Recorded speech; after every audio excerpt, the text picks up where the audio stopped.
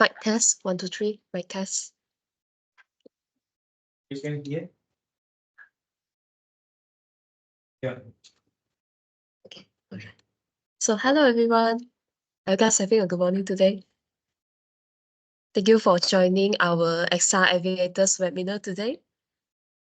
So without further ado, I should start with the introduction of this webinar. So hello everyone, welcome to XR Aviators webinar hosted by APU XR Studio in collaboration with APU Student Chapter and VRARA Malaysia Chapter.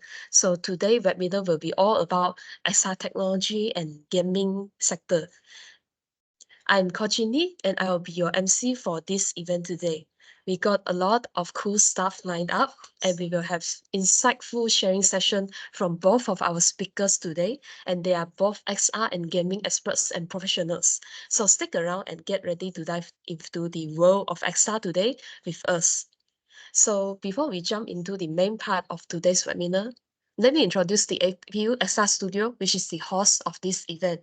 So APU XR Studio is located in Asia Pacific University in Bukit Jalil, Malaysia. And this studio is a hub of XR, which is the symptoms of extended reality. It is umbrella terms for AR, VR, and XR. Augmented reality, virtual reality, and mixed reality. So this is a place where education meets innovation and fostering collaborative learning experience for the student in APU.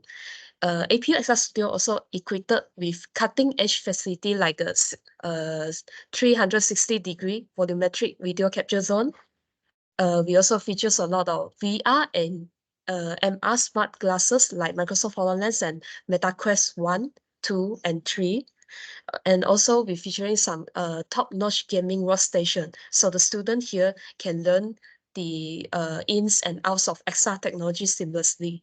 The leader who heading the XR Studio is Prof Vinesh, who served as the Vice Chancellor and Chief Innovation and Enterprise Officer at APU. And we also have Dr. Siti Asrena Mubin, a senior lecturer from the School of Computing in APU. She ensures the smooth operation and inspires continuous growth in XR Studio. Assisting them are the dedicated team, including Dr. Chin Ike, along with others like Mr. Jacob Sotienyo, Mr. Puja, Mr. Evin, Mr. Imran Mahalir, as well as the bunch of research associates and interns. Together, they collaborate with various companies to develop XR projects spanning multiple sectors, including healthcare and education. So let's back to the webinar today. So let me introduce the speaker today. First, we will start with the sharing session by Miss Shafina Ishigaki, and she will share about her vision on immersive experience through XR technology.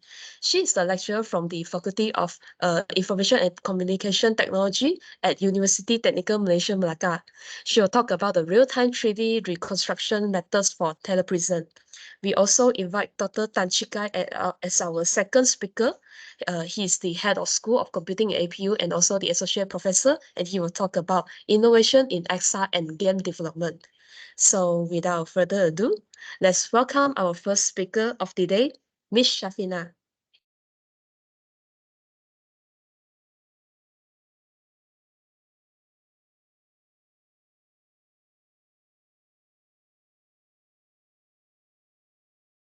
Assalamualaikum and good morning, everyone. Assalamualaikum. Hello. Yeah, you may start your session right now.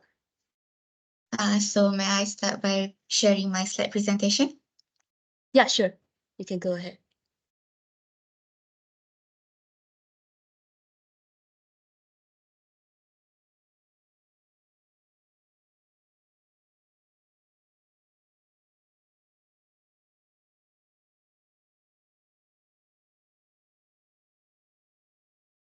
Can you see my presentation slide?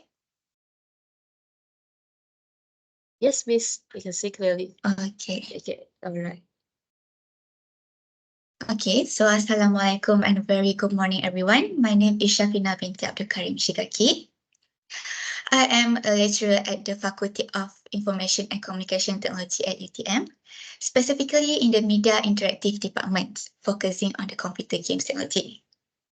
So first of all, I would like to express my gratitude to the organizer of this event and to Saga Prima Rajan who invited me as the speaker for today.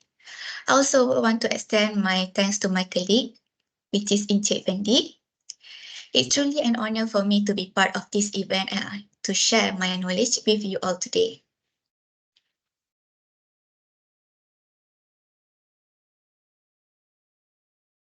So today's presentation is about real-time 3D reconstruction method for mixed reality telepresence. Okay. So allow me to share a little bit background about myself. Although I have only recently embarked on my academic career this year, I am deeply committed to continuous learning and self-improving to enrich my knowledge and expertise in this field. So as you can see here, my research and interests are more to the AR, VR, and MR technology, extended reality, telepresence, holographic display, and metaverse. So currently, I have joined the Pervasive Computing and Educational Technology, which is the aspect for the research group. And before I joining this UTM, I have served as an research assistant at UTM while pursuing my master degree. So during this period, I had the privilege to contribute to several grants projects, including the Metaverse project, AI ChatGPT, speech-to-text, holographic display, and mixed reality. So you can see the figures in the slide. So at the last picture during the research open day, where we introduced Diana ChatGPT. And also, we also involved with the Holo professor. And this is my new family in Newton. This is the pet research group, and this is some of picture of me receive award for the Holo professor in a text competition and also the Best Postgraduate Students Award in 2023.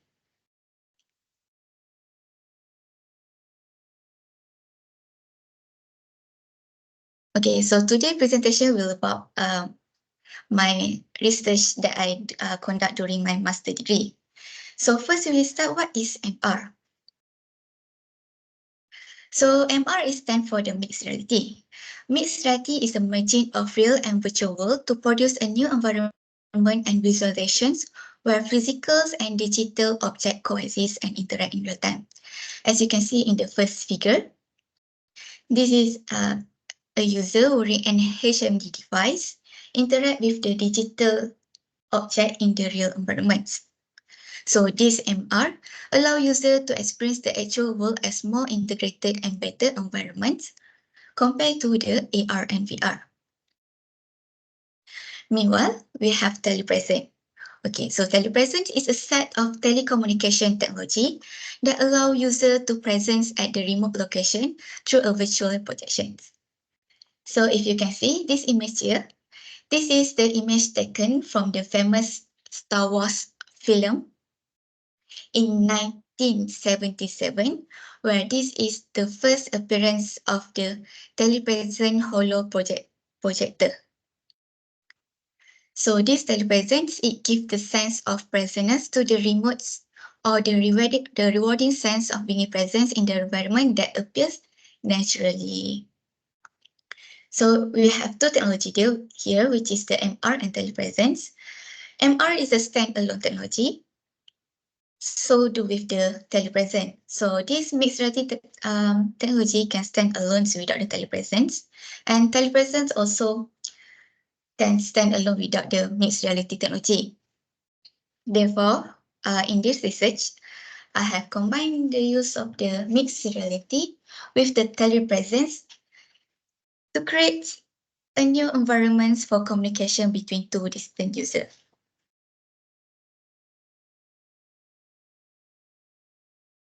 Okay, so what is the relationship between the extended reality and mixed reality?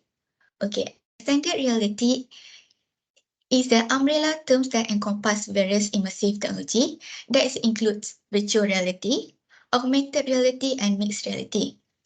So as you can see in the figure here, mixed reality is the subset of the extended reality. Okay.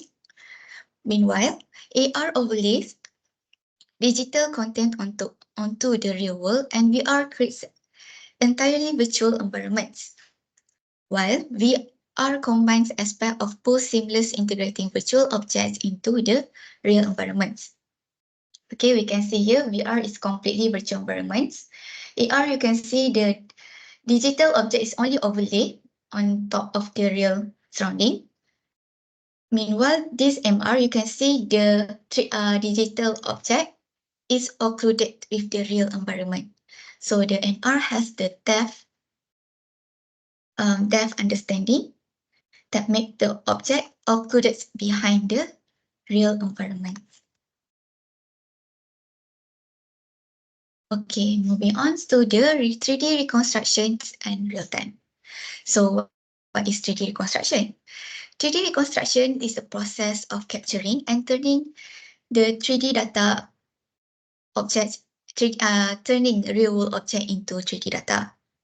So there are various techniques for the 3D reconstruction, including stereo vision, structure from motions, laser scanning, and depth sensing. Meanwhile, real-time is mode of operation where data processing or action occur immediately with minimal delay as the events is happening.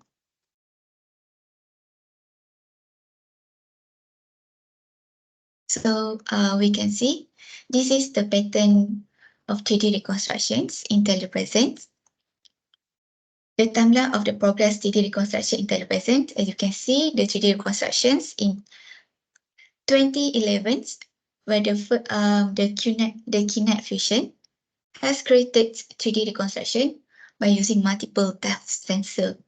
Okay, so this one, this method, however, is very expensive, also require high processing because to generate the detailing of the 3D reconstruction. After that, in 2019, we have the hollow quotations, and in 2018, we have the mini-me telepresence. So with the availability of the affordance commodity depth sensor, such as Microsoft Kinect sensor, we can see the number of researchers and projects regarding 3D reconstruction implemented in telepresence system increase exponentially, where it allows users to hold and move with the real environment.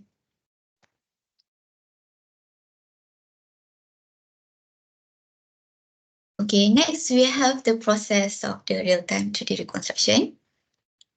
So we can see here, this is the process of the real-time 3D reconstructions, where the 3D reconstructions is reconstruct in real time.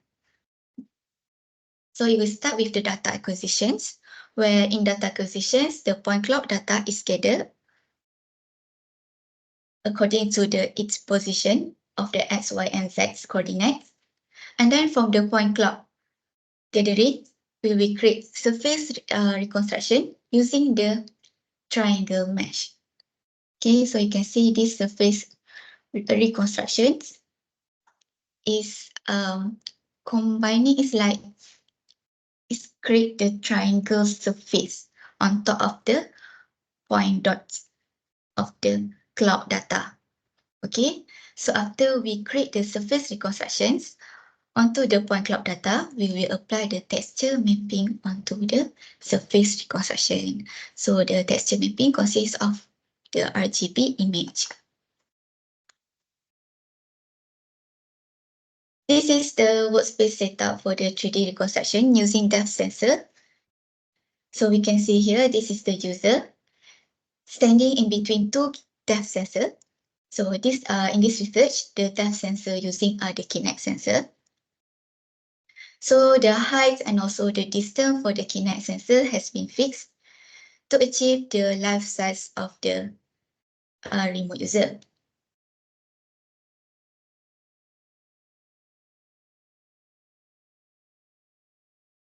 And then this is the framework for the research, where we can see here, this is the remote user, and the depth sensor capture the remote user from the in front and also from the behind of the user. Then from the depth sensor, it will generate two output, which is the generate texture, and also it will do the surface reconstruction. So the process of surface reconstruction consists of the point cloud data, triangulations, the surface reconstructions, and lastly we produce the mesh. So the mesh will be texture mapping on top of the mesh. Okay, so after we have obtained the texture mapped mesh of the remote user from the front and also from the behind, we will do the double compressions on the data and sending the data over the network.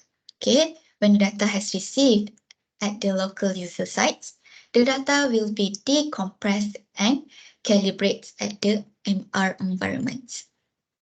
Then the local user, which is another user, we use the MR HMD device to view the remote user inside the MR environment.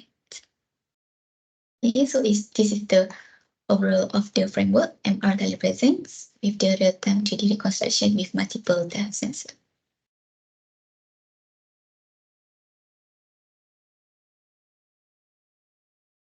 So here we can see this is the result of the 3D reconstructions. So we can see here we have 3D reconstructions of Miss Amira in the MR environment. As we can see here, this Miss Amira is occluded with the digital object. Okay, so MR can happens in the physical world and also can be happens in the virtual world. Okay, the first slide, the previous slide have shows the MR in the real environments where the digital object is occluded with the real environment. Okay, however, for this research, is it in the virtual environments where the Miss Amira is the real object and she is occluded with the virtual environment. Okay, so Miss Amira is my colleague during my master degree in UTM. She also is currently pursuing her PhD in Metaverse and also with the SR, VR, and MR technology.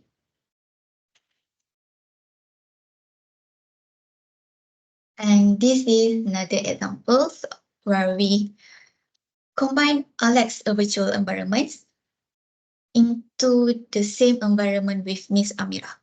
So here we can see there is one real person with the one digital person in sharing one environment.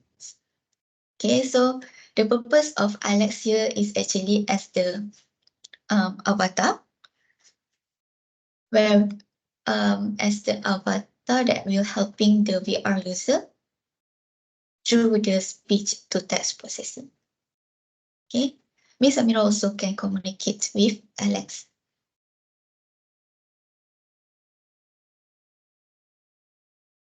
So in the conclusions, the use of MR telepresence has the potential to promote a deeply engaging and immersive encounter, allowing for seamless human-to-human interactions. Okay, so user also can interact with a distant individual or operates remote device by perceiving their 3D virtual representations as a part of their nearby surroundings. Okay, so this MR telepresence, where we can implement this, maybe we can use during for the educations, where for example, we need a teacher, we need, even it's not a teacher, we also can consider we need an engineer or a trainer from distant to help us in here by providing the instructions using the 3D virtual representations. Okay, as we look for the future, we will expand the scope of the research by including a larger number of users in the samples. As currently, the number of users is only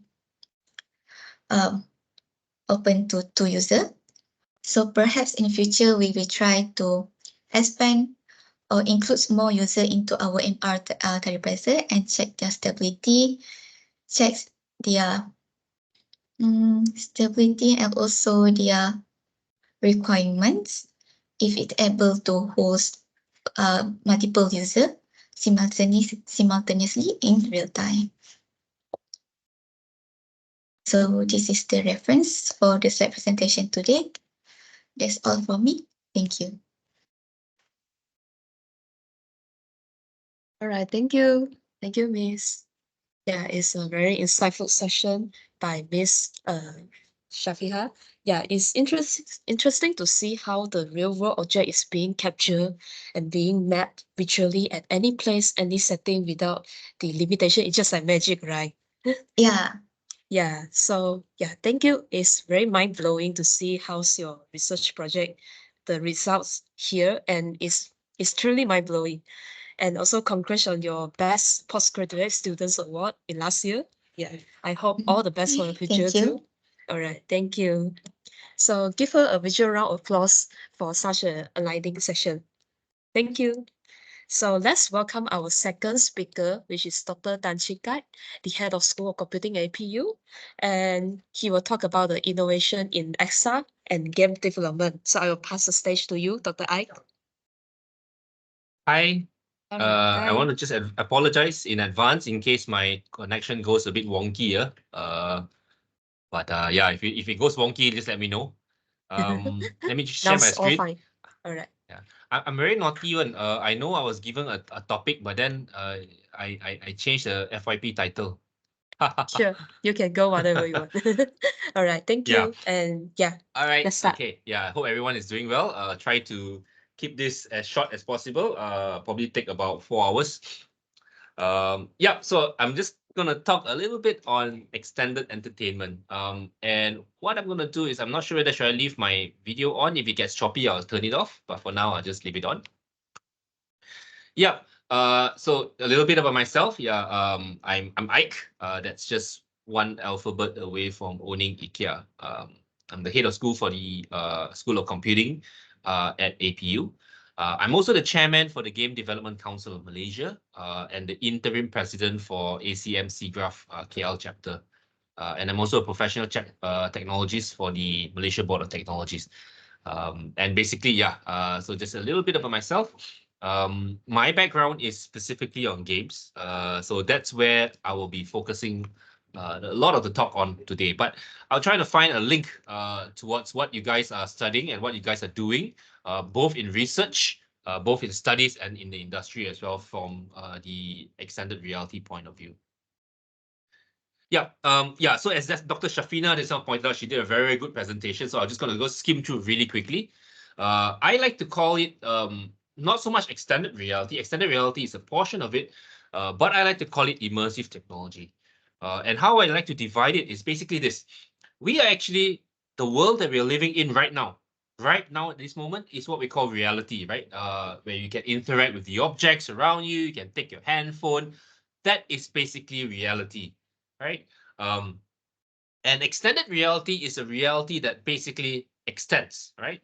So if you talk about virtual reality, it basically puts users in an entirely digitally built environment, right? So it's fully immersive. It's fully immersive. Now, there are different forms of immersion, and we'll cover that later, right? You have immersion from a visual sense. You have an immersion from a tactile sense. You have an immersion from an oral sense. You have an immersion from a sensory perspective as well. And currently, we have explored mostly virtual reality and augmented reality from a visual aspect. But that is actually not called total immersion now.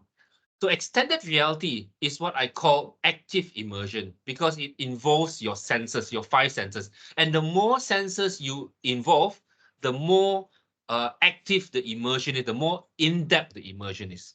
Right? So yeah, virtual reality is fully immersive, digital environment. Augmented reality is basically, yeah, it extends the environment that we are already in the physical world, and basically it overlays it with digital environments. And last is mixed reality, which is basically overlay of both the digital and the physical, where both physical and digital can interact. a lot of people tend to think that VR is actually new technology. It's not. VR has been released for the past, what, 20 years, 25 years. The first form of VR came out, I don't know, 1992, 93. Actually, it came out long before that. The first VR goggles came out way before that. And the first implementation of AR also came out way before that. Virtual reality was used by pilots, right, in simulation training. That's their form of, while it was argued it's not fully immersive, but it was somewhat simulated. Whereas augmented reality, we see fighter pilots have their heads-up display way back in the 80s as well. So it's not new.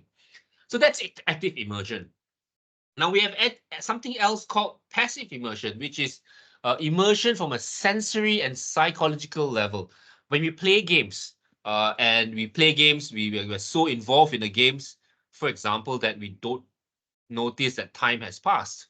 Or when we binge watch, I'm quite sure some of you here, especially Miss Core here, which I will affectionately call Yogurt, probably watches Korean movies and everything, right?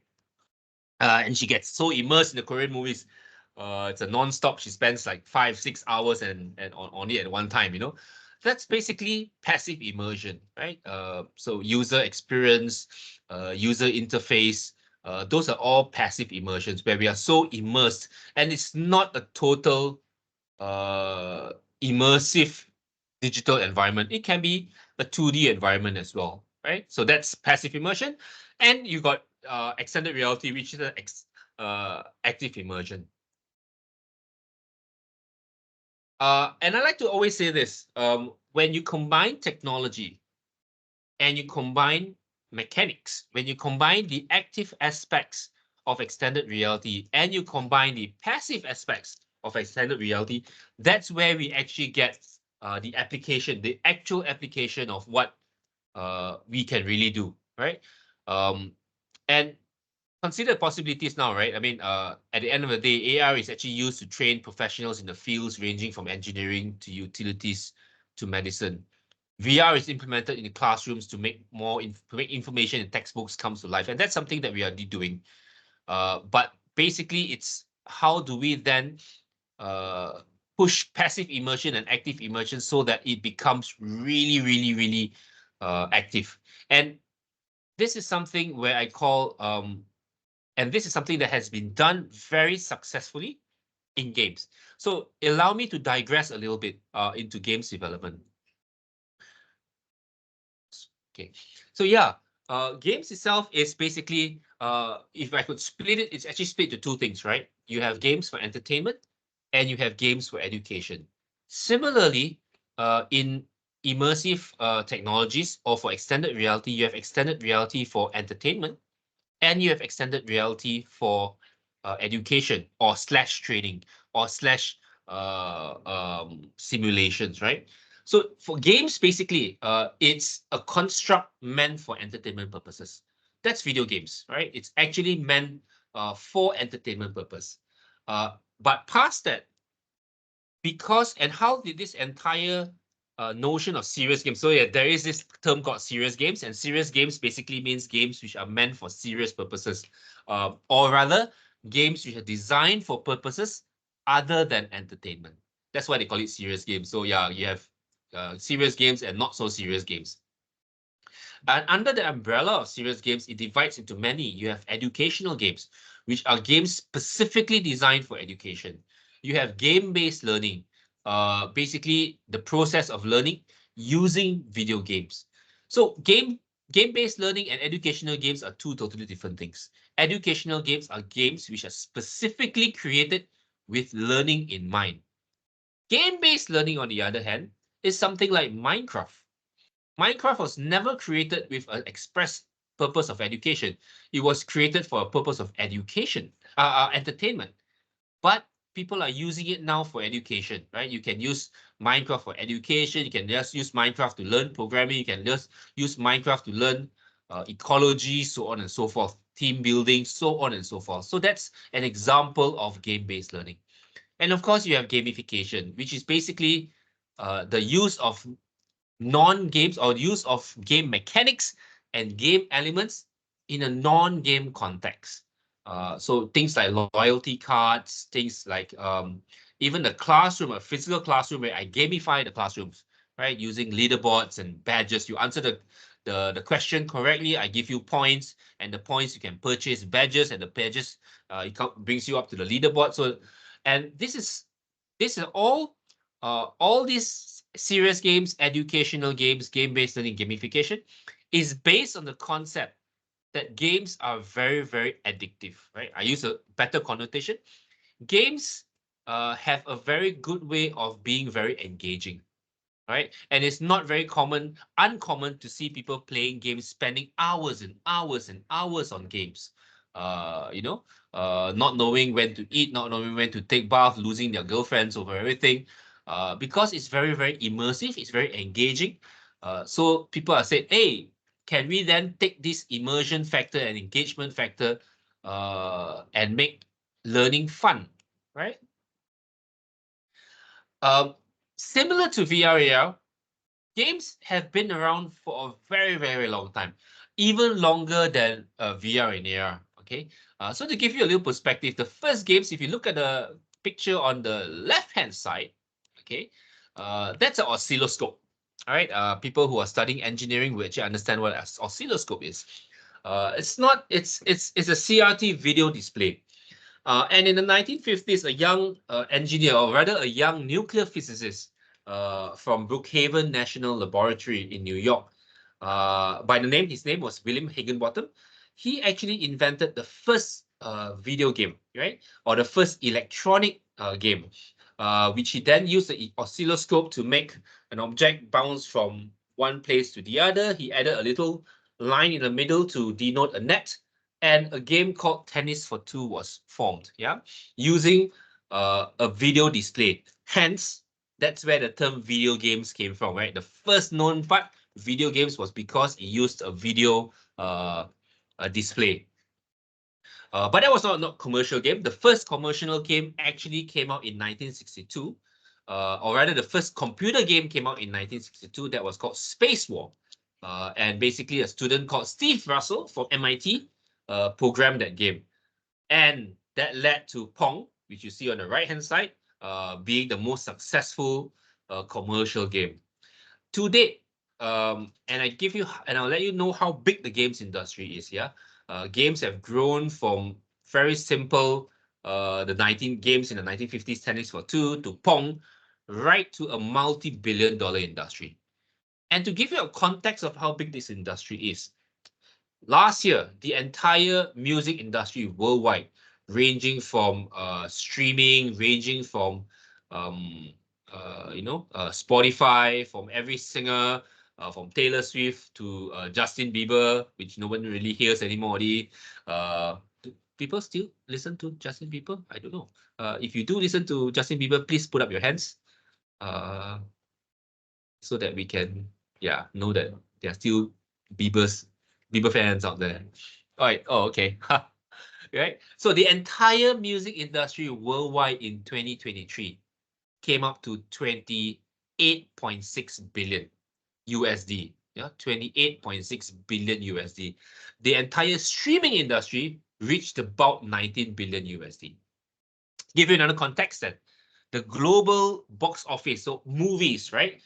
Everything from Avengers Endgame to whatever movies that's playing in the market now. So much, I'm so busy that I have no time to watch any movies. But the entire movie industry in 2023 came out to 33.9 billion USD. Yeah, so music 28.6. The global box office came about 30 billion. All right, 33 billion. Anybody can guess how much the games industry is worth? Come on, type it in if you do know, so that I know that all of you are alive and listening to me and I'm not lagging or anything. Give or take. How many of you thinks is 30 billion? How many of you thinks it's 40 billion? How many thinks it's 50 billion USD? How many thinks it's less than 20 billion? Yeah, do type in there. No one is typing anything. Everyone is ignoring me. 50 billion. Well done. 1 trillion. Oh my God.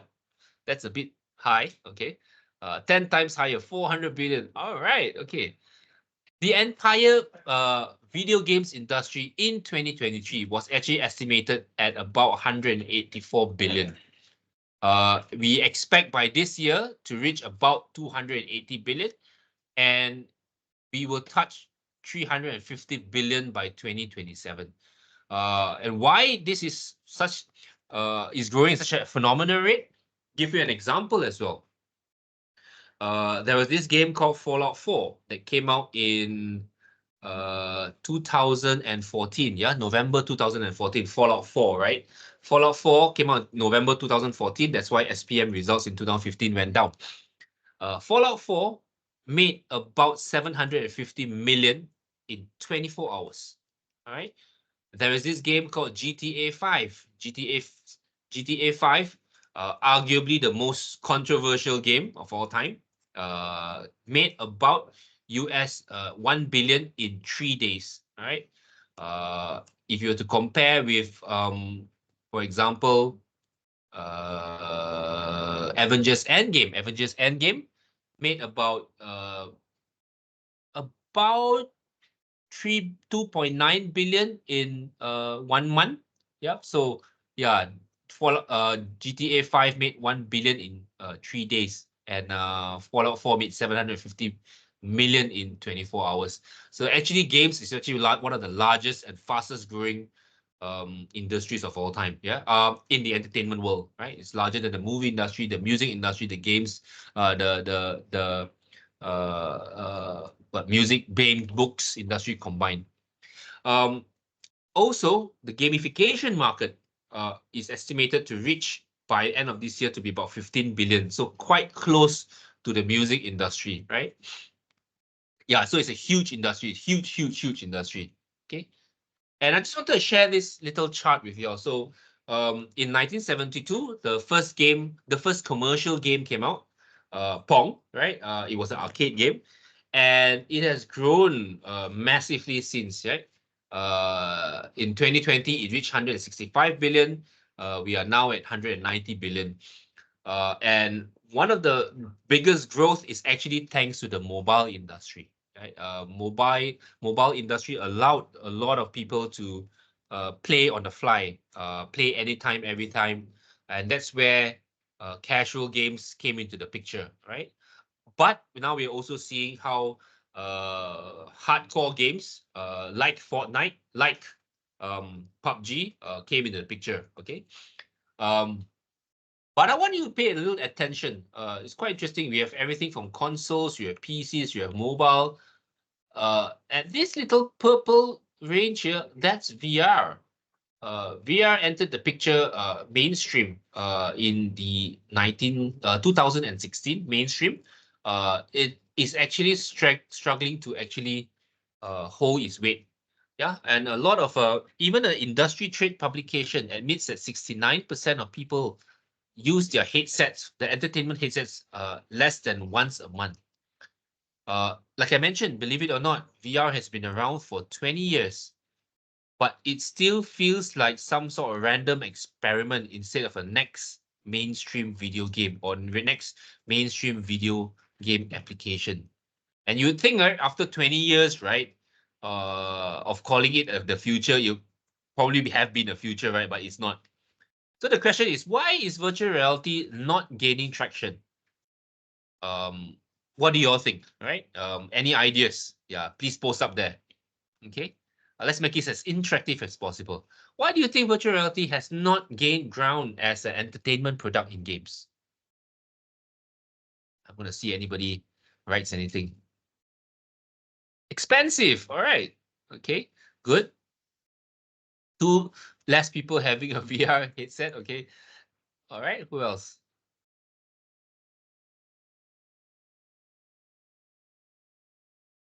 Okay. Basically, you're right. It's VR is expensive commitment. It's a cost. But not only that, people are willing to pay. Actually, if you look at, you do a comparison, right? Yes, I know people will argue handphones are more practical, but mobile phones are crazy expensive as well. What is not lacking for mobile phones is content. So actually the reality is cost versus content. The content for VR games is lacking. Most of the games we see in VR right now actually are also pretty basic compared to what you see in the video game console, PC, or even your smartphone, right? So it's all down to content. Build the content and people will actually, they don't mind to actually buy the devices. Yeah. And yeah, put it this way, right? Even the best games that have been on the VR. So I think Resident Evil 7 and Super Hot VR are available. It's on the VR, but they're also available on regular computers. So actually, there's not much of a real reason to go VR. VR doesn't give 100% total immersion. Yeah, and most importantly, games that are made for PlayStation VR will not be playable on other headsets and vice versa. Right now, most of the games you buy for one platform will not work on other platforms. And that makes it actually really, really hard for VR to be a shared reality or shared experience, which is also another problem. Okay, so let me just digress again. I like to bring you all on a journey. So what is games? Basically, we call it game development, and game development is the art and science of creating video games. And games development is actually, if you had to drill it down, is actually the art and science of creating content. Games have realized that you cannot survive on devices alone. In the early days, games were very much, consoles were very much devices, right? And they realized that without content, the devices will fail and falter. So this is something that games have evolved over the many years to recognize. And games are divided into three areas. So games development, the art and science of creating a game product, a game content, digital game, is the techniques, it's the processes of creating games. And games itself and game development itself is divided into three aspects. You've got game art, which handles the visual component.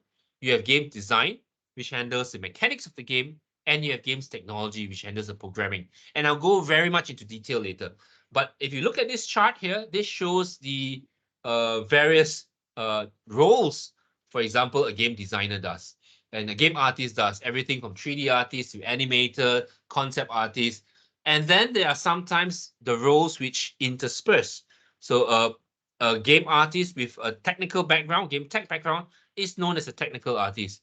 Whereas a game designer with a game tech background is known as a technical designer, right?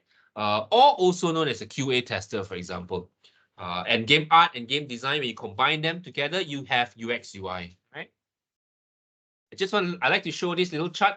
If you notice something about me, I'm very much into colors. Yeah. So when you look at games, they have a very interesting methodology. It starts from planning, it goes into pre-development, and pre-development is where they come up with the idea, the concept, the game design, documentation, the early stage prototyping, storyboarding, so on and so forth. And then they start the development crunch, where they start the development itself. So that's where they start producing the game assets, the level design, the data design, the audio, the programming itself. And sometimes from the development, they can go back to pre-development itself because we follow the agile method as well. But normally after development, then they go to the testing stage. That's probably where they have the alpha test or vertical slice, pre-early launch, final stage development, and launch. Okay. And yeah, these little blue charts show the iterative process, but the iterative process can happen at any time, even after testing, even after final stage development, depending on the publisher. And games itself have multiple genres, everything from casual games to action, adventure, role-playing games, experimentals, puzzle games. It's a whole lot more than is listed here, right? And the beautiful part of it is it's not just an individual component. It can combine, so you can have an action adventure, you can have pure simulation adventure, you can have a role-playing strategy, you can have a casual simulation, so on and so forth. All right. And I always like this term, AAA, AA, and indie games. There is no real industry definition of what a AAA games is. a lot of people just tend to think that AAA games means that they have a huge publisher behind them, backing them. That means a multi-million dollar publisher backing them. So games that do not have publishers are not considered AAA. But just a food for thought. If that is the case, then Baldur's Gate is not considered AAA because Baldur's Gate is developed and published by Larian Studios itself. Correct? But it is a AAA game in terms of the scope and the finishing. So yeah, at this point in time, there's no real industry definition. We'll go into this a short while. There's a lot to cover. And yeah, so what is game art? For those who don't know, what you see here is game art, right? Everything from art assets. Art assets have various sorts. Everything from pixel, isometric 3D, and basically 3D. Yeah. So these are samples. If you look here, this is a sample of a. Can you all see my mouse? I don't know where you can see my mouse. If you can see my mouse, good. If you cannot, Miss Call, if you can see my mouse, give a thumbs up. If you cannot, then yeah, then I know you can see my mouse. Cannot. All right. All right, yeah, so these are all individual art assets and they combine the art assets in the game and yeah, that's a game that come out, all right? Yep, so some of the softwares that we use for, and pretty much it's the same thing that we use for VRAR as well, right? Blender, 3D Studio Max, Maya, you import, you do the art assets there, then you import it into Unity, you deal with the shaders, you deal with whatever other procedurals there, and so on and so forth. So you have 3D software, you have 3D sculpting, and you have the engines itself. So Unity, Unreal, well, Godot can be considered as well. You have the raster software there, right? And then games design is basically the mechanics of making the game. So it involves a lot of planning. So games, generally speaking, if you're very artistic, then game art could be for you. If you like drawing, game art could be for you. But if you're very creative and when you watch movies, you go like, hey, the ending should be like this, you know, then or this is a very stupid ending. If I was a director, I'll do it this way. Then maybe you are more inclined for the creative side of things. Then games design could be for you. Yeah, so this is an example of, for example, how game design documentation is. This is a spreadsheet for the entire workflow, project management, and this is a core game loop. All right. And yeah, they would plan things like this, right? For example, level 1, you meet the shaman, you meet the skeleton, then you go to level 2, there's an underground thing, level 2, you get the skeleton boss. As you go down lower, you meet the spiders, you meet the skeleton king, you meet Jolo, you know, things like that. All right, so it's like, yeah, right, and you progressively gets harder, it gets harder and harder. So this is what game designers do. They plan the entire game and the difficulty. And game designers also basically deal with a lot of things, everything from player behavior, habits, patterns, satisfaction, psychology, emotions, because emotions is a very good form of getting someone engaged. If you talk about immersion, right, and movies, why do movies, for example, TV series, why do you binge watch? It's because there's some form of emotions attached to it. Whether when you watch something, you go like, you got boyfriend, girlfriend, the boy going to leave the girl, then the girl cry. I want to see the ending. There is a level of climax that you want to see. That's emotion at play. And emotions make for fantastic content. All right. So they deal with player behavior, they deal with the design of things, they deal with the business side of things, monetization, because end of the day, it's all about money, right? Even the free games you see is not really free. There's some form of monetization, either from your data or something, right? So yeah, that's what a game designer is. And last but not least, I think this is something you're most familiar with. This is also game design. That's the tools they use. Last but not least is games tech, which they deal with lines and lines and lines and lines of code and everything from maths to physics, right? And we deal with game engines, Unity, Unreal, Godot for engines. And of course, if you want to go for your own proprietary engine, that's where you probably have to really go hardcore into C++. All right, so everyone is still with me. I'm going to take a little short pause and see if you're all okay.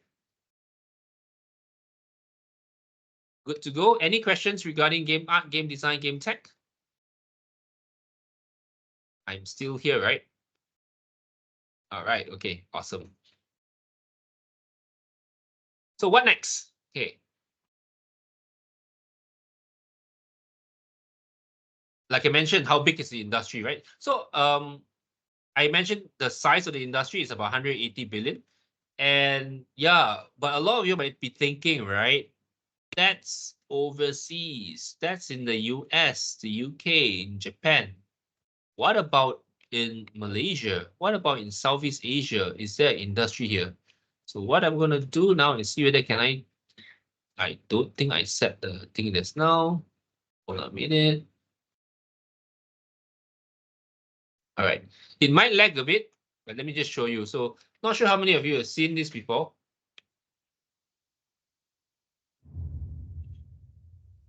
Okay, I'm just going to show it quickly.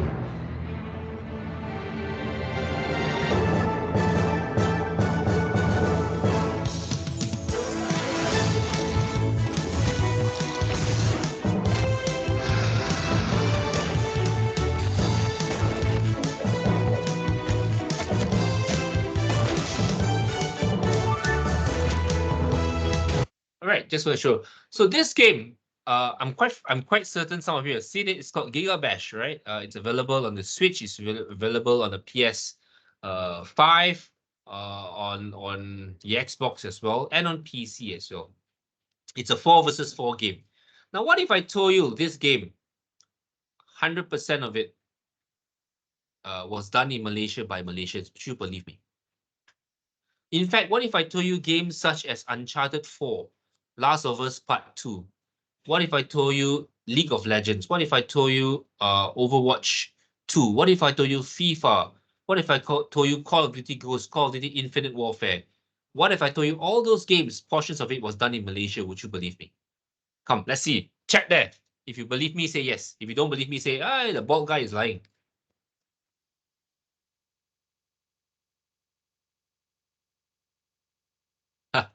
Jacob knows. Jacob, you're not allowed to answer. All right. So I just wanted to share. These are some of the games that have been, yeah. And this is evidence. So Last of Us Part 2, you can see some, these are all Malaysian names, all right? Last of Us Part 2 was, portions of it was done by Passion Republic, all right? And Lemon Sky Games was involved in Spider-Man, yeah? And these are the credits of all the people there, okay? Yeah. So I just wanted to share with you all in Malaysia. So these are some of the games that have been done in Malaysia. And Malaysia has been doing games since the mid-90s. A lot of people don't know about it. Yeah, Malaysia has been producing games for mid-90s. We've been handling content from the US, Japan, UK. Yeah, and those days we used to do what is known as work for hire. That means outsourcing, low quality outsourcing. We have now come on to a higher level, which is high quality outsourcing. And high quality outsourcing means in the games itself, the credits, you will see the name of the Malaysian studios involved as well. So these are some, not all. We are basically, if you ask me to list out, we have done close to more than 100 games. And some of them are incredibly award-winning games. For example, Baldur's Gate, portions of it was done in Malaysia. The gameplay, most gameplay scenes was done in Malaysia as well. The entire 90% of all the artwork you see in Dirt 5 and Dirt 3 and Dirt Rally is done in Malaysia. Yeah, so Malaysia itself is home to about 80 game studios and about close to 8 international game studios. Yeah, and I'm going to list out the game studios for you right now. Okay. Yeah. So I'm going to skip this. And I want to show you some of the game studios that are in Malaysia. So Codemasters has been acquired by Electronic Arts. Okay, they're in Malaysia. So these are some of the game studios. Metronomics is owned by a former APU student, Wan Hasmir, who also incidentally worked on Final Fantasy 15 as a lead game designer.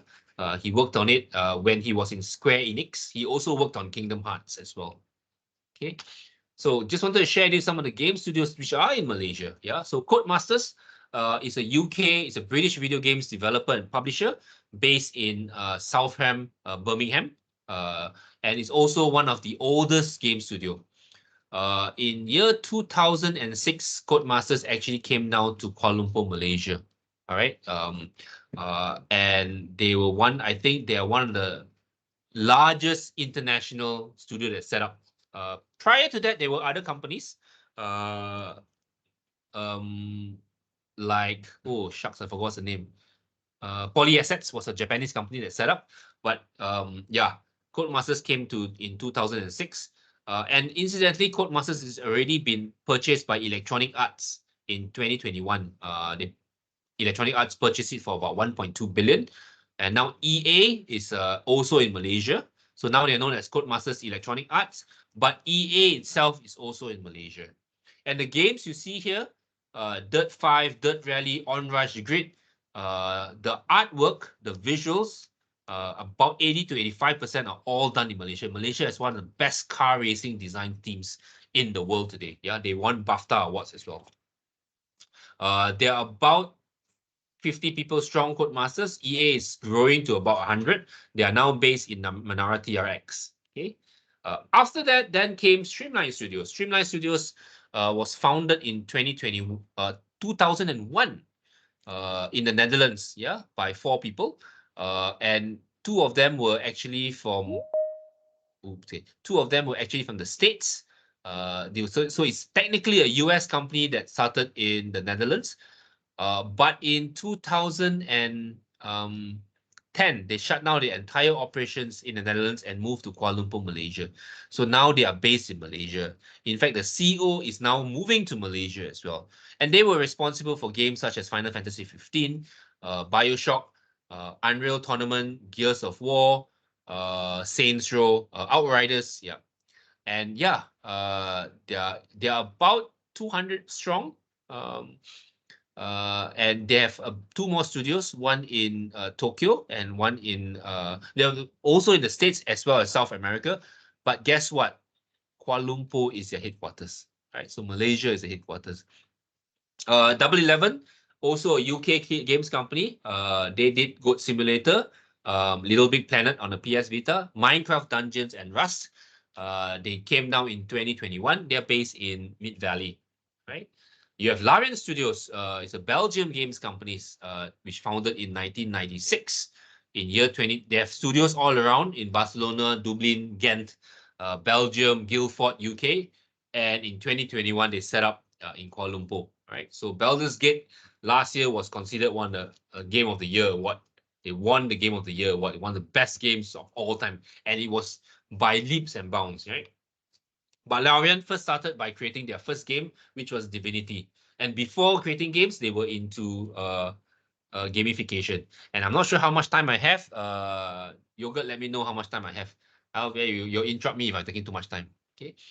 Yeah, and Bandai Namco came down in 2016, and they were involved in games such as Tekken 7, Soul Calibur, Katamari Damacy. Yeah, they're also based in Singapore. Lemon Sky is one of Malaysia's largest local game studios. They basically handle content from overseas. So they handle more than over 60 games, including Marvel Spider-Man, Elder Scrolls Legends. They did Gears 5, they did Tekken 7, they did FIFA 2014. They did World of Tanks, Need for Speed H, and it started in 2010. Yeah, so they are based in Kuala Lumpur. They have an office in Penang as well.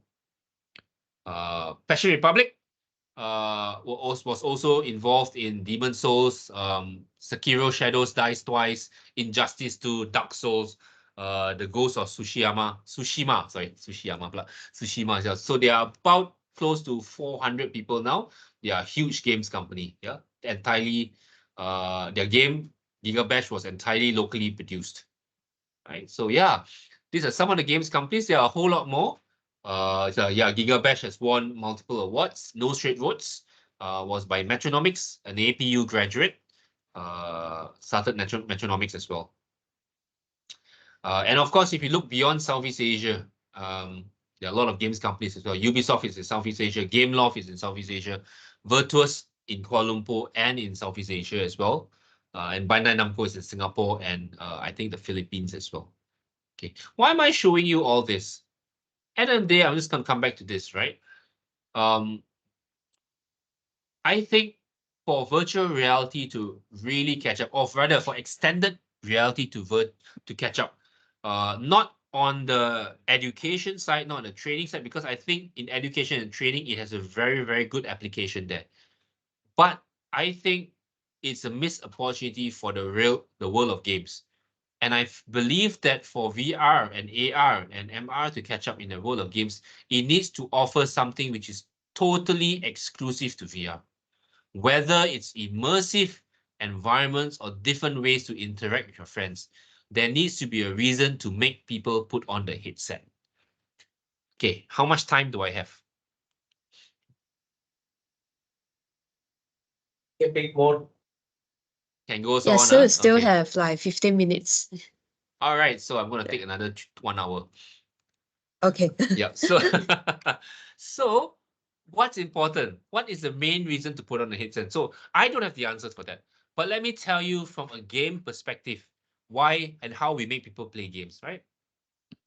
And to understand why video games are effective as a learning or recreational tool for entertainment, for education, we ask this question: why do people play games? And what motivates them to do so? Yeah, I think the same should be asked for XR in entertainment as well. Why would people play XR?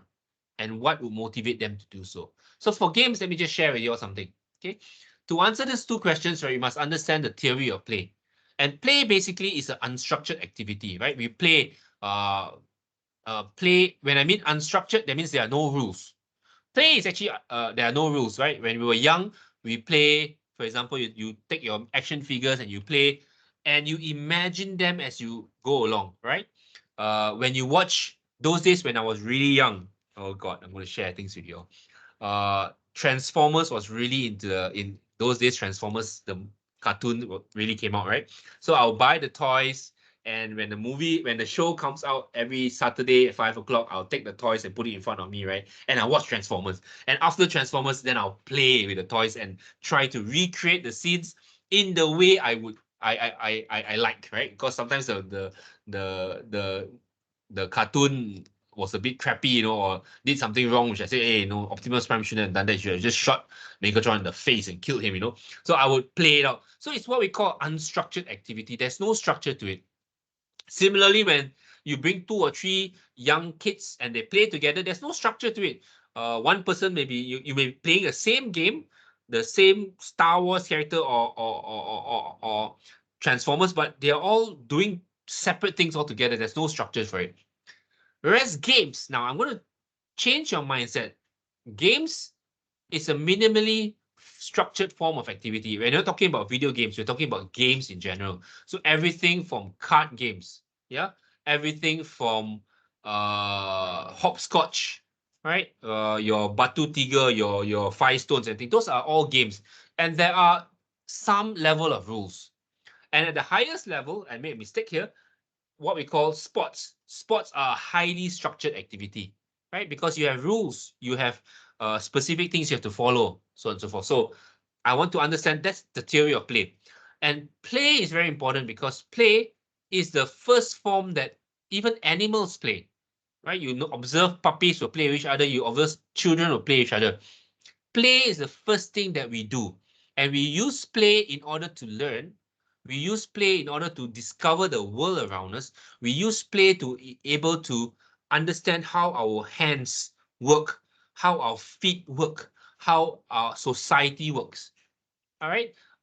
Animals play in order to understand the hierarchy. Lions play like, oh, okay, I need to play. I understand what I can or cannot do. Well, animals also play to learn hunting skills. They learn how to track one another, so on and so forth. So play is an unstructured activity. Yeah, and play is actually, in a way, you may argue with that, but yeah, play is actually a physical activity in its purest form. Physical, not necessarily exercise, but you use your hands and everything, right? When you play, you know, police and thief, for example, or you role play doctor or whatever, it's physical, right? And play does not have to be physical in the sense of sports, right? It's not necessarily always physical, but it's a physical activity. right? So even card games is a physical activity because it's in a physical world. Remember when I first shared about virtual reality, physical, you interact with the physical world. That is play. It involves a physical output. Yeah. So yeah, like I mentioned just now, youngsters are automatically creative when they engage in play. Young kids instinctively know how to play, right? They don't need people to tell them how to play. Automatic play is automatic, all right? And yeah, this is something that why games are so successful, because they understand that play needs to be internally motivated and more importantly, fun. People play in order. Remember, I told you, right? I was saying play actually helps for you to learn. And this is something that I think it carries forward. People play in order to get a sense of independence and a degree of control over their lives. And that's why they play games. Because in real life, people may have no control over their job or no control over their situation. Whereas in a game, and that is why games like Sims are so successful, because it allows them to control their life in the way they want it to. They control the digital avatar in the way they want it to. And people play in order to feel a sense of significance towards either their self or their community. And most importantly, people play in order to sense of a sense of growth, right? Um, yeah, competency. So video games actually offers a safe place to improve our skills and get better at some things, right? So it's actually it's natural motivators for humans, right? So play is very, very essential. So why do people play games? It's basically for them to be motivated. It's for them to have autonomy, yeah, the drive towards autonomy. And you read the theory of self-determinism, you will realize that there are three things at play here: autonomy, competency, and relatedness.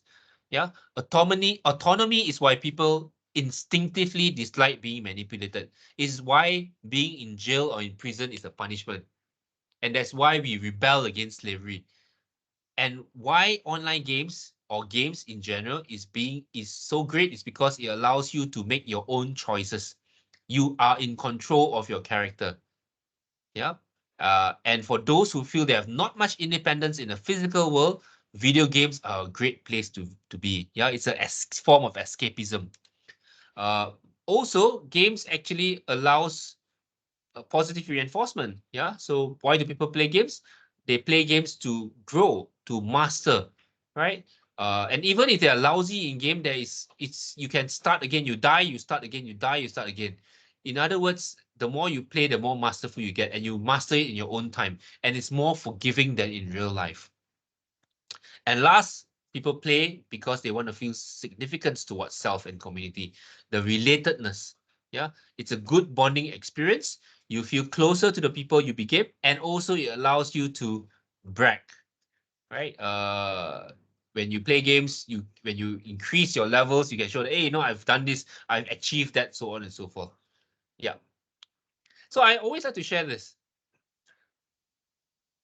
The 5 considerations of game design. So when we understand why do people play games and what motivates them to do so, then we come up with design principles. Yeah. A game is something where a player is set a challenge or objective. All games must have an objective. And the players may make a choice to either overcome the objective or overcome the challenge. Although the challenge or chance dictates that the player is never guaranteed that the choices they make are correct, but that's what that makes the game fun, right? You make a choice, it may never be 100% choice. It may be a choice that leads you down the wrong path. But the choices the player makes changes the state of the game. So the player has to constantly evaluate the best choice for the situation, right? And if they make the wrong choice, even though they die, they start again. It's different than real life. So that's why people say the form of escapism. All right. So I call it the 5 C's: choice, chance, challenge, comparison, and competition. Of course, there's something which I also like, which is the 6th C, which is collaboration. These are all the main reasons why people play and how game designers put it in such a way that people are to what's the word, to use or to utilize or to take advantage of play. Yeah, the reason why people play games, right? And to go one step further, this is something we call the Yuka choice octolysis. While it's a gamification framework, it shows the relationship between essential desires and video game mechanics. Yeah, these are the 8 principles of why, and I'm going beyond gamification. At the end of the day, it's all about how to make more games more addictive or engaging. Yep. And if you talk about, VR, AR, XR, how can we make XR more engaging? You use the octolysis. Now, I don't have time to go into it further. Maybe we'll go for a third session to go on to game design principles, all right? Yeah, so basically, if I were to sum up everything, the theory of play, games are just a great way to tell each other that of what we are good at, right? It's a good way, especially with online games. Even the old school games, Pac-Man and Pong, right? Space Invaders. We play those games in order to get a high score. And you get a high score, you put your name there. It's a great way to tell that, hey, I'm darn good at this game. Online games as well, RPGs. When you get an item, you go around showing that I've got this legendary item. You don't have that. I'm a level 60 character. You're not. So basically, it's a platform. It's a construct to allow us to be successful or to get a taste of what is successful in life. That is why you may ask what the most successful people, the rich people in the world, right? Successful people, do they play games? They don't. Why? Because they have other forms of showing off their success. Yeah, and that's the reality of it. Yeah, that's the first thing. Basically, games always produce perceptible results. There's always a result. There's always an outcome. And that's the most important thing. The outcome can be high score. The outcome can be a level. The outcome can be the game itself, right? But all these are predictable achievement levels and reward systems, which acts as a path to fulfillment. So the theory of play, why do people play games? Because of 3 things. They want to have a sense of autonomy. They want to explore. They want to have a sense of fulfillment, mastery, and they want to have a sense of relatedness. They want to feel related in the world that they play in. If you can create a construct in XR that uses all 3 elements, you will actually have a game that is really, really good specifically for XR. The reason why XR games are not going mainstream yet is because XR games are usually an amalgamation of PC and console games. PC and console games brings a different level of immersion. The trick is now, how do I take something which is not present in a PC, cannot be present in a mobile game, and bring it to extended reality? All right, there lies the end of my session. I'm more than happy to take any questions or anything. But yeah, if you want to have engaged in any conversation, please feel free to find me on LinkedIn. This is my LinkedIn address here. Just search for Ike Tan. This is my APU email account. And most importantly, scan this. This is my Instagram. Once in a while, once in a blue moon, I'll post something interesting about games development. And maybe, who knows, if there's enough people asking me to put content on games development, I might talk about games in the IG. Now it's mostly nonsense lah. But follow me because I want to be an influencer and I want a lot of followers. All right, that's the end of my session. I hope it was insightful for you all. Thank you so much, and yep, have a nice day. All right, The thank you, bold one Dr. thanks you. Ike. Yeah. Thank you, Dr. Ike, for sharing his session about XR in gaming. So just now you exposed my hobby on watching K-drama, right? Is it true? Yes, it's true. But maybe actually I'm excited to see in the future whether there's some VR K-drama storytelling game maybe that it might drive all the fangirl going crazy, right? Yeah. So that's the trick. The other thing is about VR is you know, there's been a lot of there's been some applications where VR can bring you back into your childhood, or Yes, you know, yes. there was this VR game that when your loved ones has passed away, they bring it back, but it's not a totally engaging experience yet. Why? Because VR is still limited in the form of its photorealism, Yes, correct. right? So personally, actually, I hope more game developer will try to invest on it, on the XR gaming sector, because if it's success, like they utilize what you mentioned just now, which is the active immersion, it can create a very, very impressive storytelling or simulation Yeah. game, right? Yeah. So Yeah. to all the future game developer here, which is all our game dev student and also VIR student, I hope you guys take note of what Dr. Ike sharing just now, and basically, you need to know how to utilize modern technology and also knows your user needs, which in this context is the player's needs to create more immersive gameplay in the future. So yeah, once again, thank you to Dr. Ike for your insightful sharing session. And please give a round of applause to him. Thank Follow you. Thank you, me. Dr. Ike. Yeah, follow him also. All right. Okay. Okay. So without further ado, we will go into our another session, which is the interactive talk show. So at this talk show, you can pose your any question about to Miss Shafina just now on the telepresent or XR, or maybe you want to pose question about gaming to Dr. Ike. And yeah, this interactive talk show also featuring some lively discussion from from our members in XR Studio, which is Dr. Imran Mahalil. He's the VR engineer in XR Studio, and also Mr. David. He's the research associate in XR Studio as well. So they will be diving deep into XR and gaming sector, but this time they will engaging with all of you. So to all of the audience out here, you can post any question, comments, discussion, suggestion, or anything about extended reality and gaming. So yeah, without further ado, I will pass the stage to both Mr. Imran and Mr. Tamid.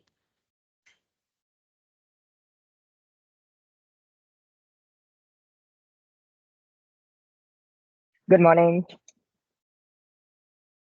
Good morning, everyone. So I'm Mohammad Ahmadul Hassan. I'm doing masters in computing.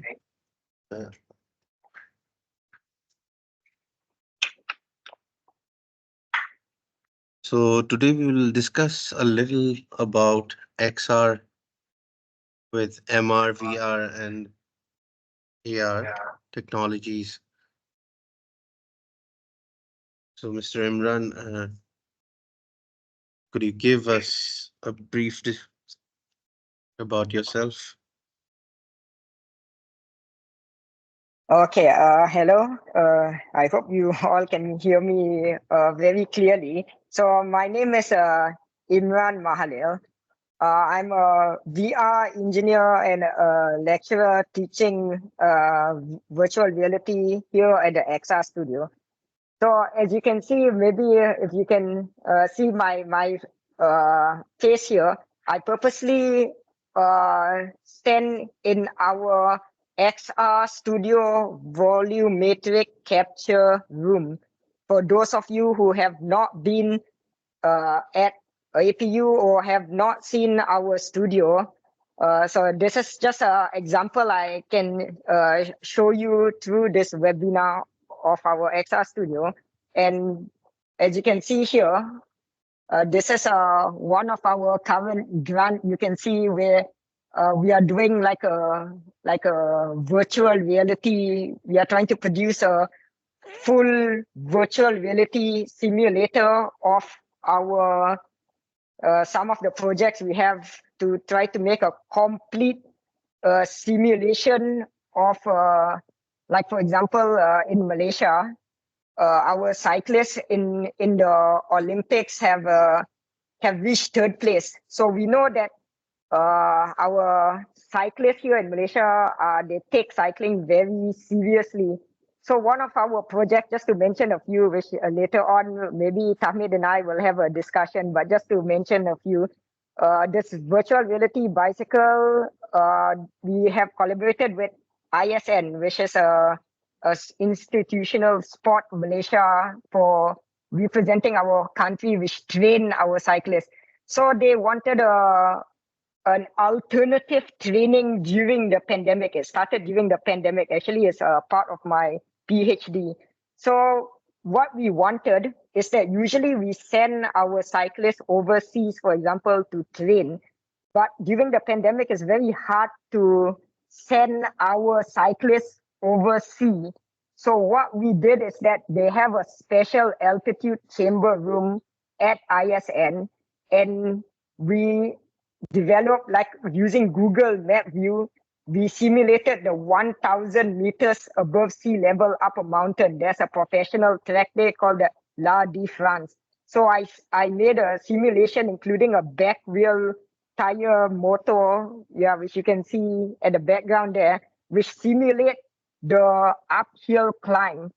So during while I was working with APU, we got accepted one grant to further progress this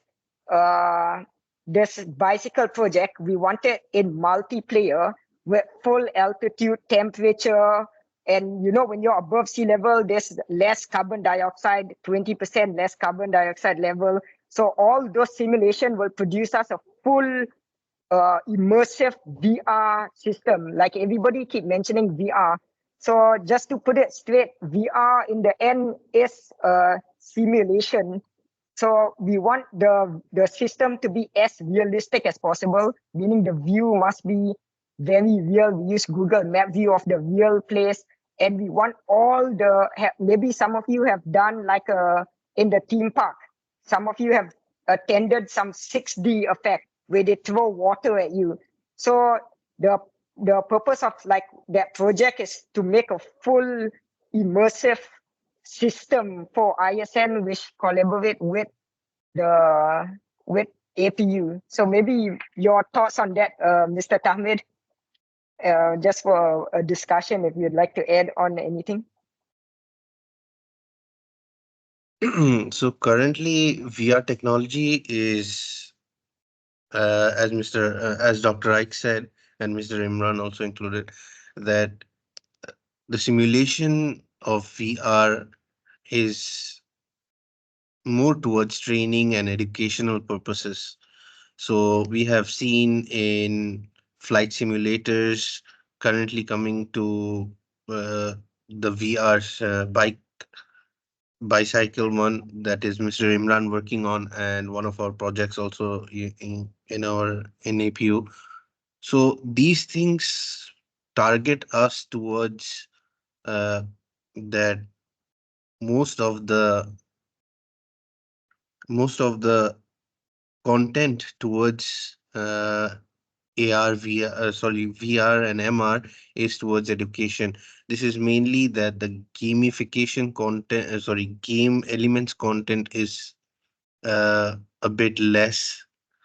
This is mainly due to immersiveness and lack of technology where we can see uh, the devices cannot handle uh, a lot of graphics, because nowadays when you look at games, comparing VR games and comparing n- normal PC or console games, you see that the graphics has a very vast difference, whereas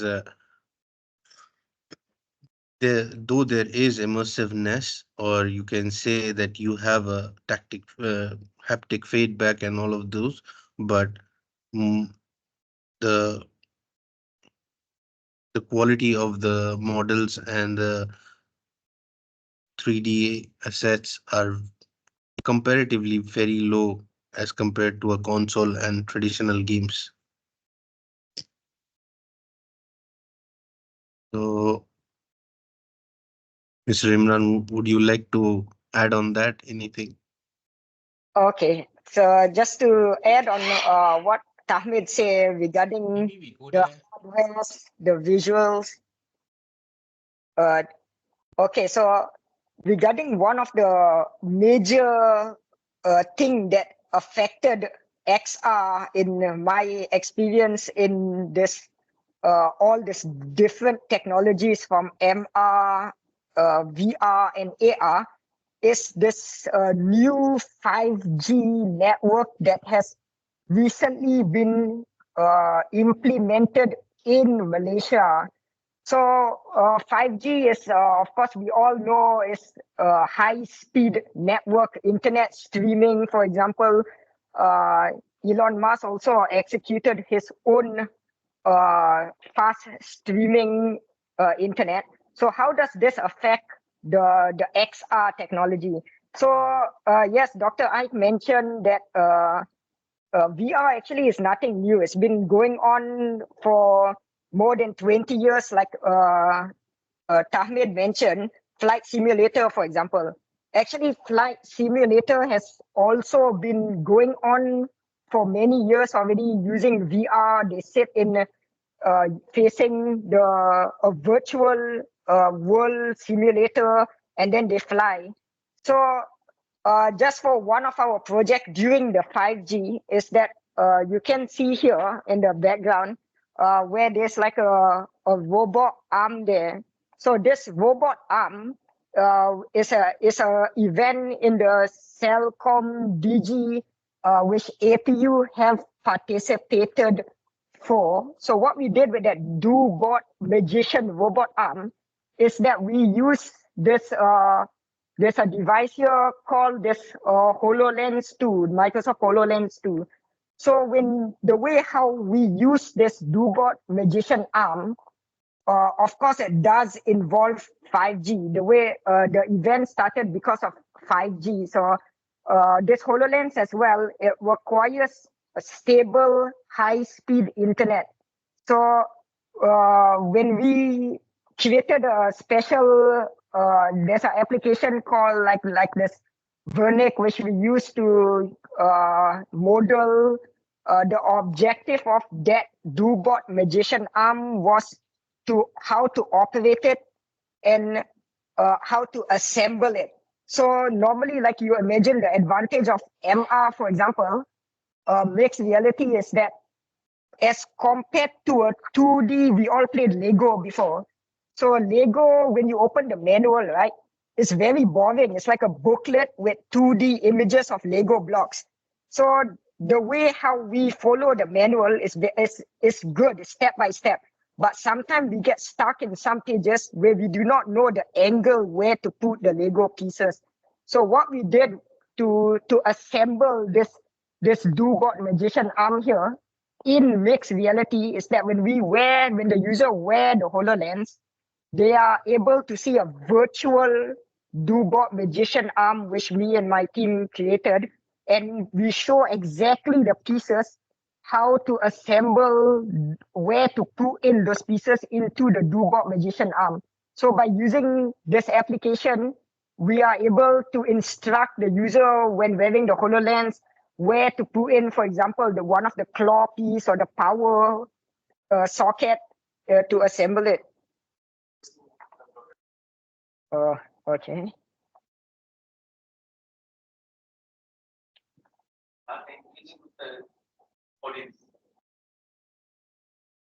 Oh. Okay, maybe from here, are there any questions so far regarding what we have discussed regarding any bicycle or the VR technology that we are implementing?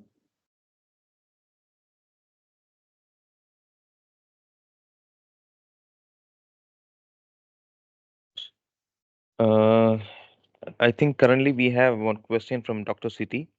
So the question is, do you think we, Malaysia, are ready with the XR tech?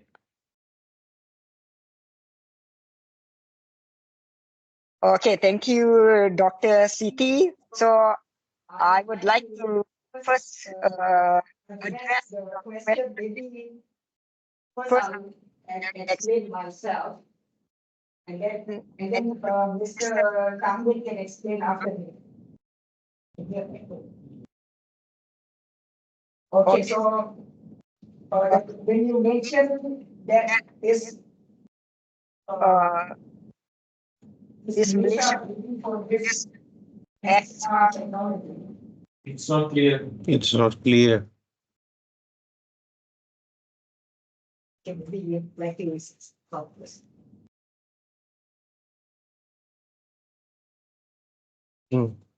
So when we are looking at, are we ready? Is Malaysia ready with the? You can hear me, guys.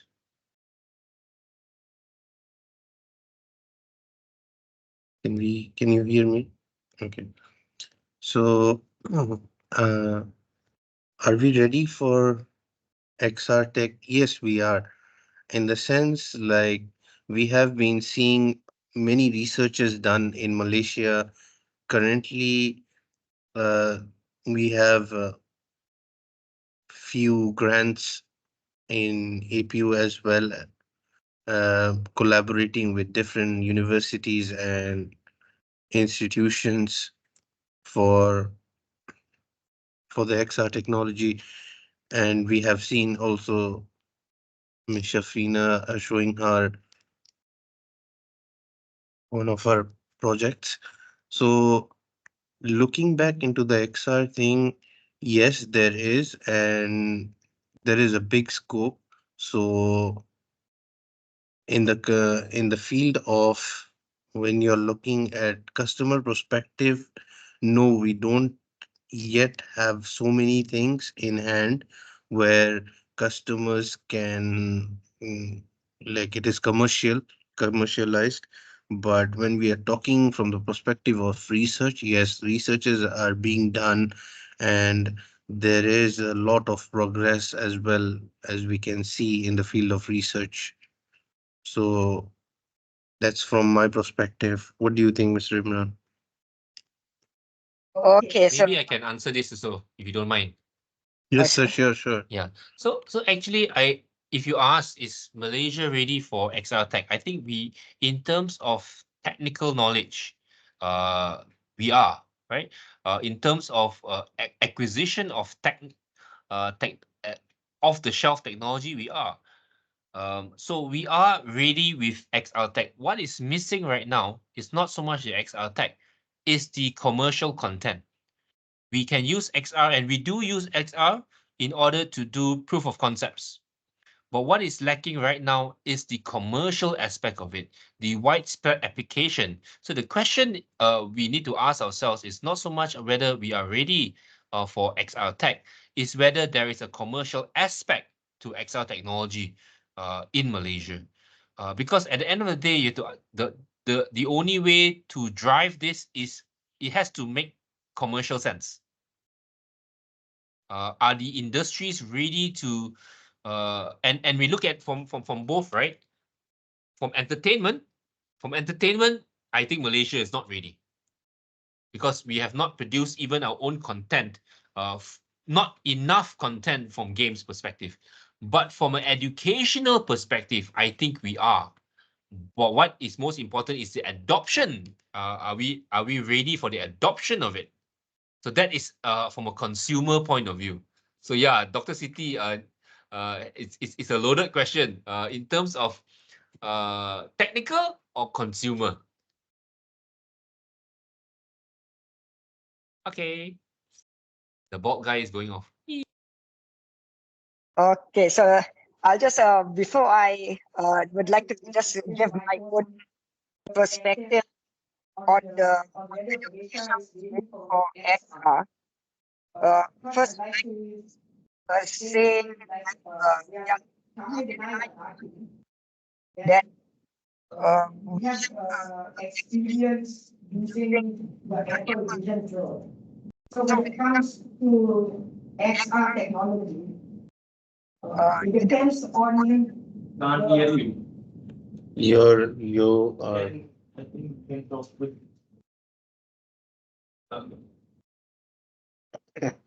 I think I'll use your phone. Yeah, can use my.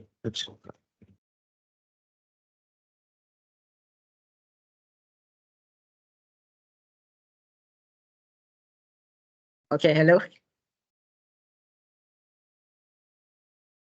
Okay, can you hear me, right? Yes. Okay. So before I go into the XR technology,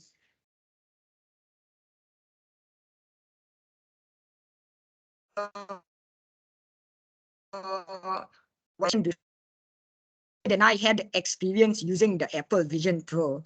So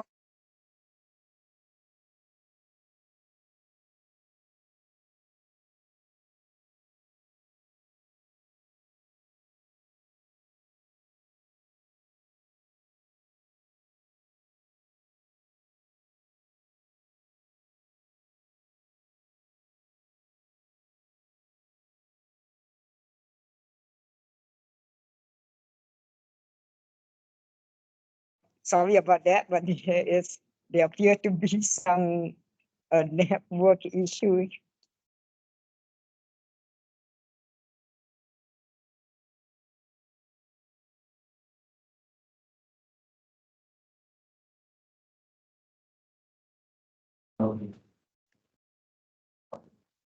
Hello. Yeah, can hear.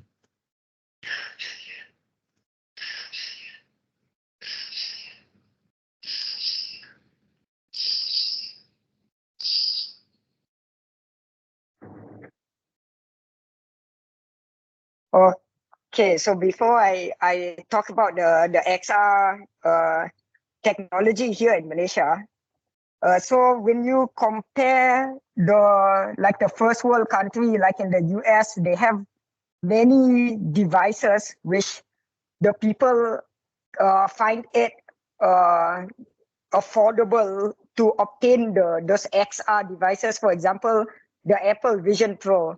So of course, those devices are available here in Malaysia, and our infrastructure does permit us to use some of those high-speed accessibility for those devices here in Malaysia. Okay, so when we mention, are we ready for it? In terms of XR, we have already utilizing like the MetaQuest 3 and some of the PlayStation VR, the VR PS2. So those are all like gaming virtual reality devices, which I can say is accessible and common used here in Malaysia. And our 5G network here is stable enough to use those devices.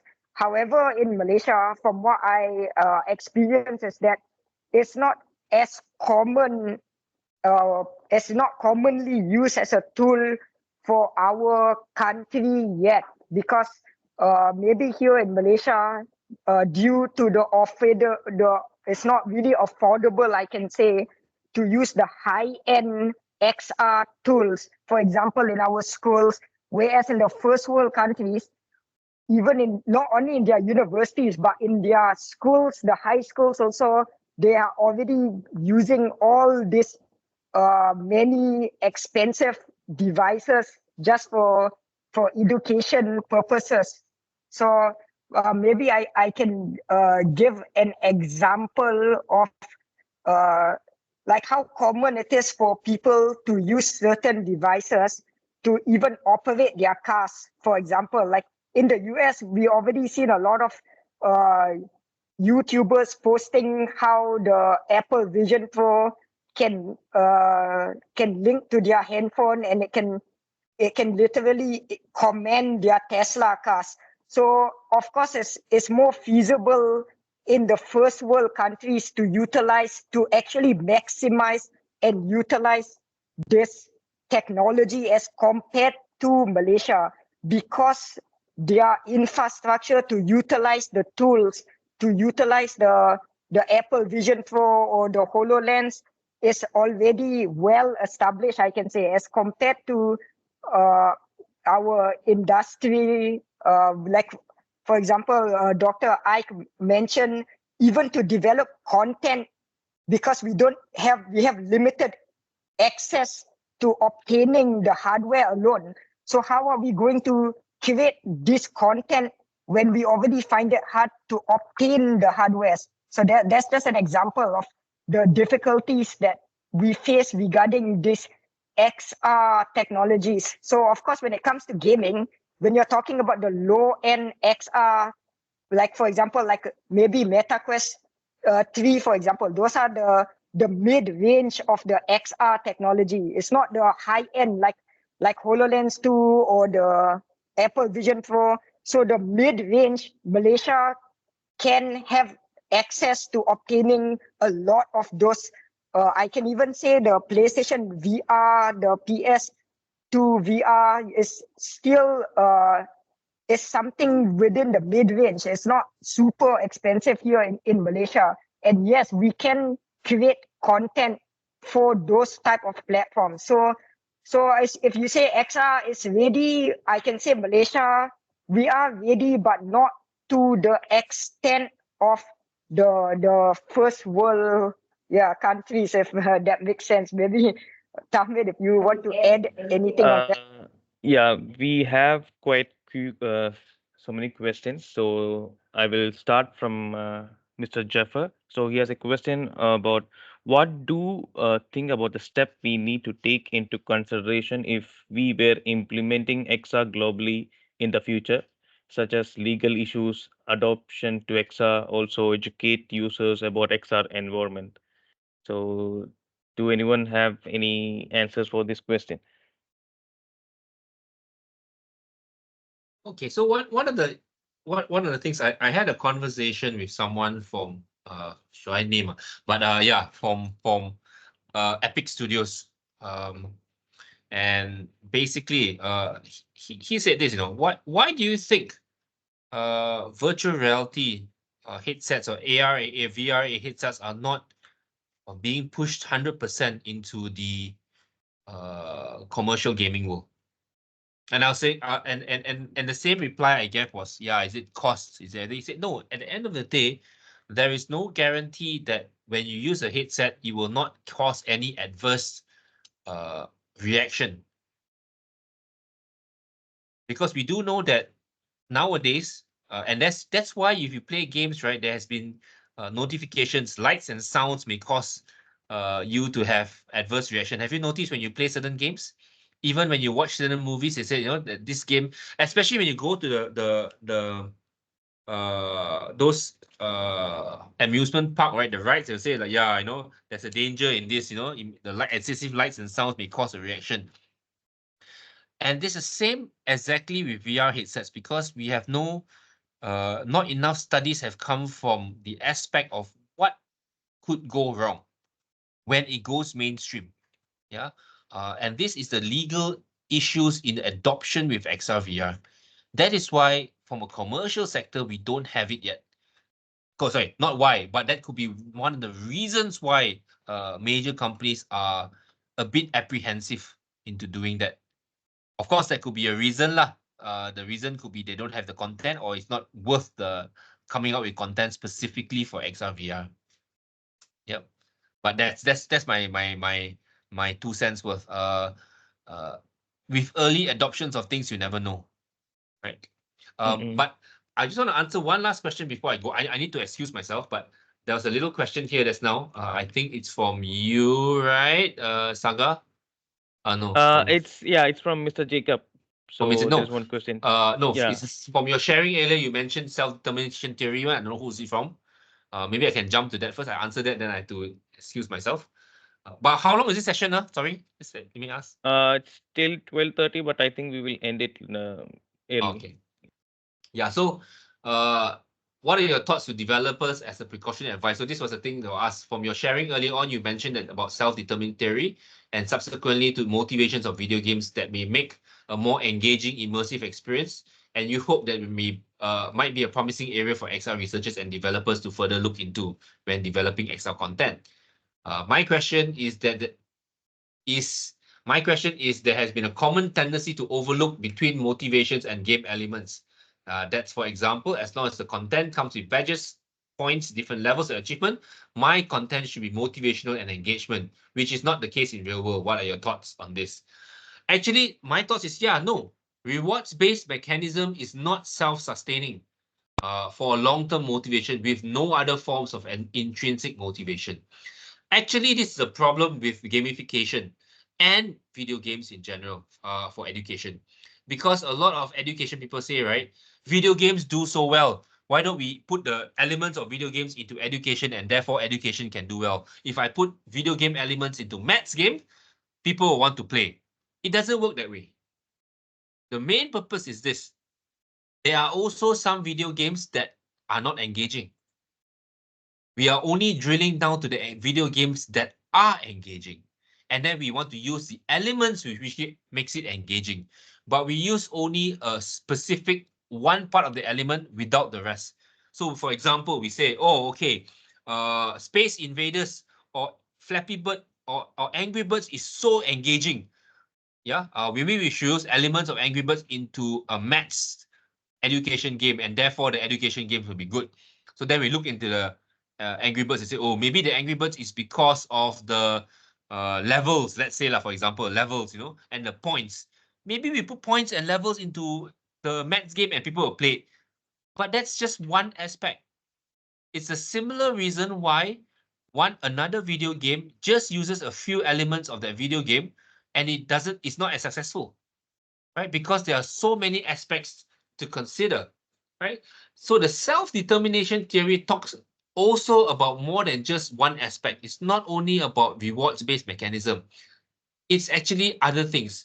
Because you see, right, motivation has two forms. One is intrinsic motivation, our own internal why we are playing the game, what makes the game fun, that is why one game may appeal to one player and not the other player. It's all about intrinsic motivation. The other one is, of course, an extrinsic motivation. What are the values? What do I get out of the game? Yeah, there's a whole lot of study on this, so I can't go into detail. But I always like to say in real life, it's the same thing.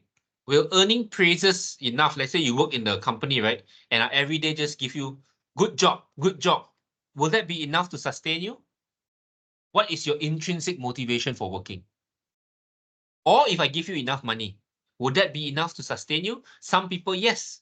Some people, no. Take that same principle for games design and XR as well. At the end of the day, there is a lot of other factors. Yeah, I like to call it the rewards-based mechanism as vertical gamified system, because it's all about climbing the board. But games is all not only about climbing up, it's also across the horizontal board, collaboration, competition, social interaction, social competition. Yeah, things like that. So some people, for example, play World of Warcraft not to level up. They play World of Warcraft to interact with other people. So yeah, hopefully that answers the question, but it's a whole study on this, and this is the principles of game design. So yeah, enroll into a module and I will tell you more. Thank you. See you all. Yeah. Thank you, Dr. Ike. See you. So, Miss Shafana, I hope you are still there in the webinar. So, for you, there is a question from Mr. Jacob. So, can I tell the question? Are you still there? Hello? Hello. Hello, yes. So, the Okay. question is from Mr. Jacob. So, from the research project you shared, there were two cameras in the setting to capture the depth of a user. So the question is how the outcomes produced by one camera and by two cameras affect the research. Can the digital character as a result of the surface representation be detected with the depth by incorporating the movement of the VR headset? You can check the question in the chat as well. Okay. Thank you, Mr. Jacob, for the questions. So the number of cameras used in the setup indeed can impact the outcome of the research. Okay, with two cameras capturing depth, the system can provide more accurate depth perceptions, allowing user to have a more precise representation of the user movements. Because if we only have one camera which capture from the inference, it will make the user appear like a 2D instead of 3D. So when we capture using two cameras from the front and the back, at least we can create the volume of the user representation in the MR environment. Okay, so that one for the first question. For the second question regarding the movements of the VR headset. Okay. As for detecting the thefts solely through the movement of the VR headset, it can be possible to infer theft to some extent, maybe by using motion tracking. Because I think solely capture the theft by using VR may not be as accurate or as reliable compared to the capture directly by the camera lah. And plus the VR headset tracking so far is only can use by your hands. So I think for the full body, it's not very reliable or convincing yet to use lah. Okay, that's nice, Ms. Shafana. I think we have one more question from Mr. Afandi. Oh, I okay. think, yeah. So the question is, how do you envision XR technology influencing, let's say, collaborative interaction or multiplayer system and social gaming experience? Okay. So, yeah. Thank you, Cik Fendi. So regarding your question about SR technology, how it can influence collaborative interactions or multiplayer system and social gaming present. Well, I believe that SR has lots of potential to enhance this aspect of gaming. Perhaps we can leveraging features such as spatial awareness, immersive environments, and even we can also implement the language processing. We can implement the natural language processing with the NPC character for the collaborative interactions or multiplayer system. As you can see on my slide previous, I have Alex. So that purpose of Alex is using the natural language processing, where during the collaboration, Alex is acting as the AI or the character that will help to answer question provided by the user, and also Alex also able to do some tasks for the user. For example, maybe Alex can upload the image, can create box for you. So this can enhance the collaborative interaction between the user. While for the social gaming experience, I believe social gaming experience through XR, it can allow players to engage lah with friends and also communities within the virtual environments. Even currently, we also this XR are heading to the metaverse. If you can see the metaverse nowadays, such as like Roblox game, where people already have the social engaging in the virtual platform. So I hope that's answer your question, Mr. Fendi. I hope that's all for the Q&A section. So it's almost the end of our webinar. So right now we have talked about XR, AR, VR, and MR, and gaming as well. So thank you all for attending our webinar. So we had very insightful talks and things around of XR and technologies. So anyone would like to ask any questions or Q&A? Anyone needs to clarify anything about XR? Feel free to have a chat or talk. If not, we will be going forward for the end ceremony and finishing the webinar.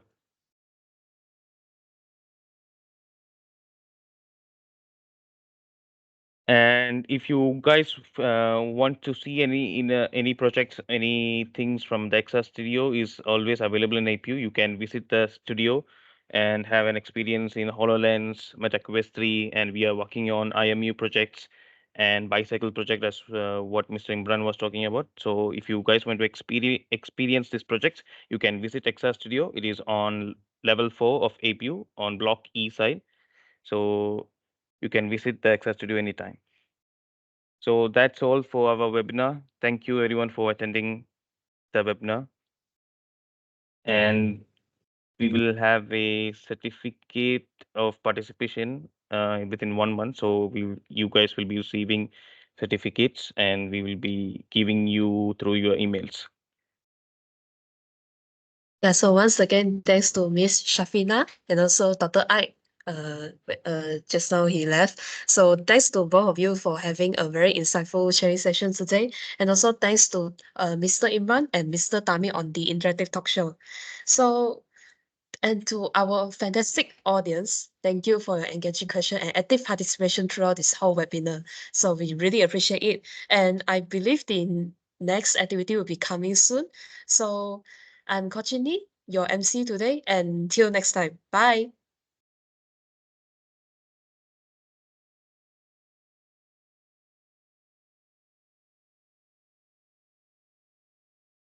Thank you. Thank you to all of you.